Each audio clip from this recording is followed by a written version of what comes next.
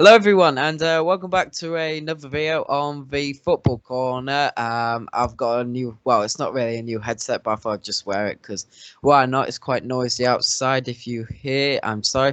But anyway, enough jabbering. I'm joined here with Harry as always. Hello. Hello. And so, this morning, as I'm sure a lot of you have heard, if you haven't been living under a rock for the past 24 hours, Willian was announced as an Arsenal player. Painful to see for a Chelsea fan. This is a 3-year deal worth 220k a week, which makes him the second highest paid player at Arsenal.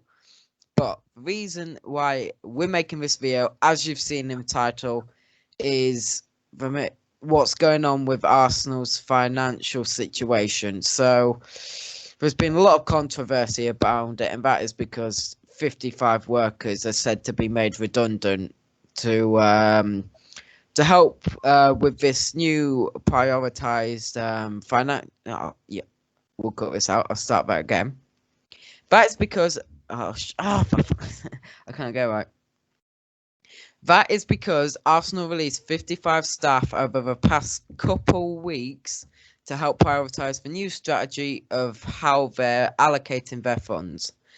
The board at Arsenal now want to focus on signing players, paying their high wages instead of paying for the low wages, only the couple thousand a month for those ordinary workers who will play a key role in that club to help it going on the day-to-day basis.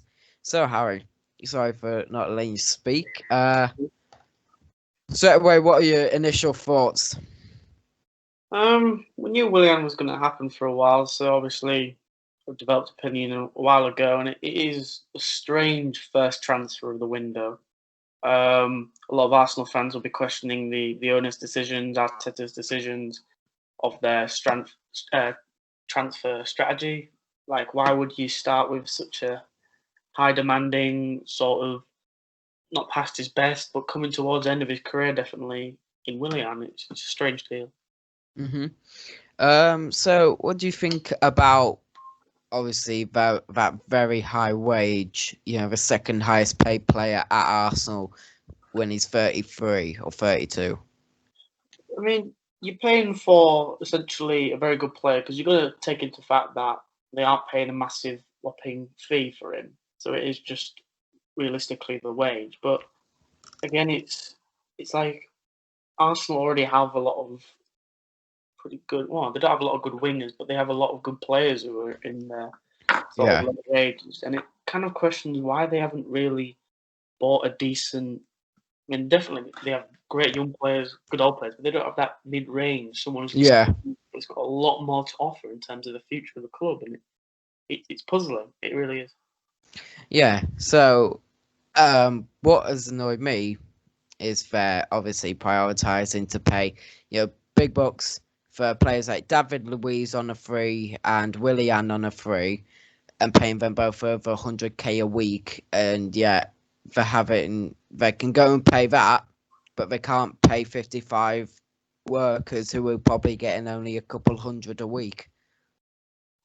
It's a strange one, but then again, you could slate them. You can sort of say, well, we don't know the full details of the situation in terms of what's going on behind closed doors, but and you can also say, is it the players' fault? Do they have to take a real responsibility? But No, it, we can't. I don't want anyone to be hostile to the players, because some players, yes, demand a lot of money, like Aubameyang right now, but some players can't help that they get paid that, they get offered that. I mean, anyone would accept that. and there's been loads of players in English football who've taken a pay cut, and Ozil's spoken a lot about it, and he spoke for the players, saying why they're not taking a wage cut because they don't know the situation, they don't understand it a lot. But do you really need to know that much? Is it just too much to really even take anything out of your wage? Not even like 10% of it, just anything, just help towards the club. I mean, you might Oh, not it's your responsibility, but still, if someone doesn't do it, who will? Who will? players like Ozil have gone on like massive holidays, and yet this is why, although I am a Chelsea fan, I am making a comparison between Chelsea and Arsenal, right? Arsenal, I believe, are a richer club, obviously with their history and the money they've gained. Would you say they're richer? Well, Chelsea have a lot more funds in terms of what the owner brings to them, but Arsenal do generate a big revenue. But since Chelsea's recent success, I'd say revenue is not too far off Arsenal. No. So But I think they're both quite similar. yeah, but if you look at Chelsea and Arsenal, Abramovich, right? Chelsea may have a bit more revenue. Abramovich paid every single worker the same wage, and oh no, what is the word? I've forgotten the word. Refused. Why couldn't I think of refused? Right. He refused to reduce the wages, and Willian took a pay cut. All players offered to take a pay cut. Yes, they're not on the same wage as Ozil, but you look at Ozil, he's complaining about being told to take a pay cut. It's like, you're on 350k a week. Like, the players who are on 50k a week are willing to take a pay cut. Oh, sorry, you won't have the same amount of millions as you did a couple of days ago. Oh, sorry. I'll just go back to the Chelsea point. I think recent transfer just show Chelsea are a much more wealthy club than Arsenal, but Yeah, I feel like what Chelsea have done much better, and you could sort of have a go at Arsenal for, is yes, they may have a lot of money, but you'd think someone like Arsenal don't have as much money. Chelsea would have a smarter transfer plan than Chelsea. yeah, The way they go about the money, the way they spend it, the way they use it. yeah, They splash out, but they also try and maintain the club. And you could say it makes it easier to splash out if you've got that money, but you still have to be careful in terms of FFP, which is in place to sort of stop clubs just using money to solve money problems. yeah. And Arsenal can cry all they want, fans can cry all they want. They say they don't have enough money and the owners are terrible, but you've got to think about whoever the owners have hired in terms of what they're spending, what they want to prioritize. They need to hire new people because Yeah, they're ruining the club with signings like that. It's not building for the future. It's building for now, but it's not going to stabilize the club. although Willian's a very good temporary, player, I think he can help kickstart this new era under Arteta. I don't think paying him 220k a week is justified to help for 1 or 2 years. Yeah. Especially under this pandemic, when you're having to make players redundant, so you workers redundant, just so you can come and bring in a 33-year-old who's gonna cost you over 20 million, 15 to 20 million in 2 years. That's just too much for 2 years. You've signed Pepe. I mean, how's Willian going to fit into that squad anyway when you've got that attack force of Aubameyang, Pepe, and Lacazette? I mean, you could try shift Pepe over to the right, over to the left, but he's left-footed and he tries to cut inside.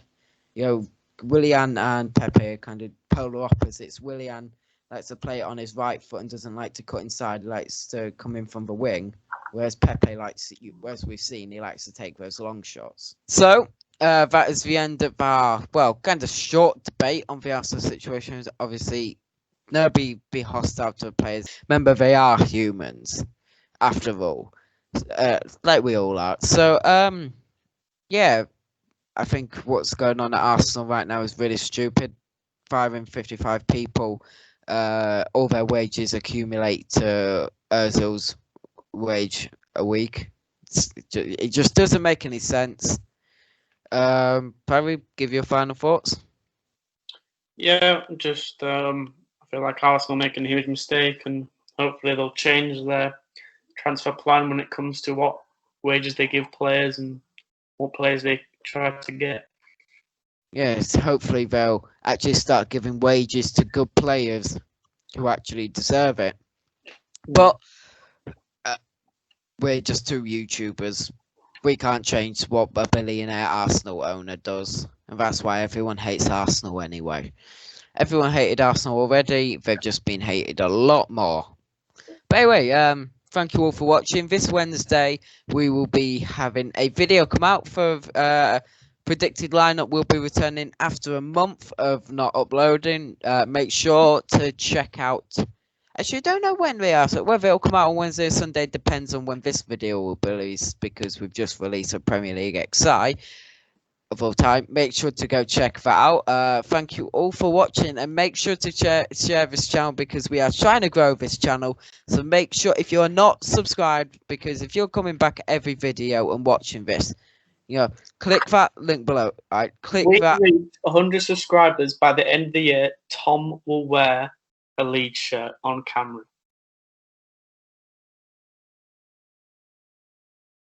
I will wear a Leeds shirt if I can. I will not pay for it. If someone's got a Leeds shirt out there, send it to me. I'll give you mine to wear for a video. Fine. I will wear. Alright, if we get 100 subscribers by the end of this year, I will wear. Alright, I'll make this up now. I will wear a Leeds shirt. If I do a video around New Year, I will wear a Leeds shirt. If we get 100 subscribers by the end of the year.